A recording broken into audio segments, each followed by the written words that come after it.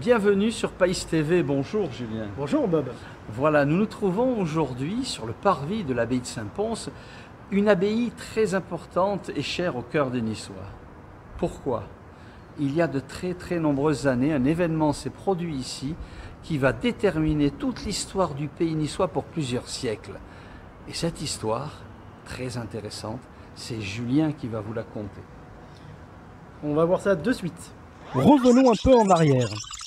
Avant la dédition, le territoire du futur comté de Nice était alors une partie de la Provence. Du moins sur le papier. Les Niçois vont passer le plus clair de leur temps à essayer de se soustraire à l'autorité des comtes de Provence. Par exemple, en 1108, Nice s'érige en république consulaire, ce qui ne sera pas du goût des comtes de Provence, ou en 1166, lorsque le comte Raymond Béranger II cherchera à soumettre la ville lors d'un siège et mourra sous les remparts des Niçois.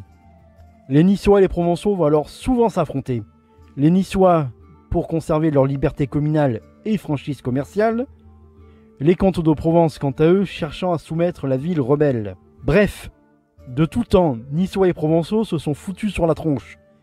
Et ça continue encore aujourd'hui, même si cela prend d'autres formes. Revenons au sujet, je m'égare un petit peu. L'élément déclencheur qui va amener Nice vers la dédition, c'est la mort de la reine Jeanne, reine de Naples, et dans le cas qui nous intéresse, comtesse de Provence. La reine Jeanne n'ayant pas d'enfant, elle va alors désigner comme héritier son cousin, Charles Duras, roi de Naples. Mais, à la surprise générale, elle va faire volte-face et décider d'adopter Louis Ier d'Anjou. Ce dernier appartenant à la maison d'Anjou, qui est une branche cadette des rois de France. Elle va donc l'adopter et le désigner comme héritier du comté de Provence. En 1382, lorsque la reine Jeanne meurt, assassinée par Duras, ce dernier et Louis d'Anjou vont alors évidemment se disputer le comté de Provence. Les vigueries, les communes et les communautés de Provence vont prendre parti pour l'un ou pour l'autre. Nice prendra le parti de Duras, qui avait promis aux Niçois de conserver leurs privilèges. Aux côtés de Nice, d'autres villes, telles Aix ou encore Toulon, prendront également parti pour Duras.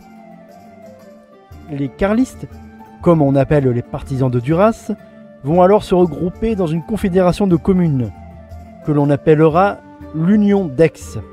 En face, d'autres villes, comme Marseille ou Arles, vont prendre parti pour Anjou. Ces partisans seront appelés les Angevins. Les tensions entre les deux camps débouchèrent inévitablement sur une guerre civile à travers toute la Provence, la guerre de l'Union d'Aix.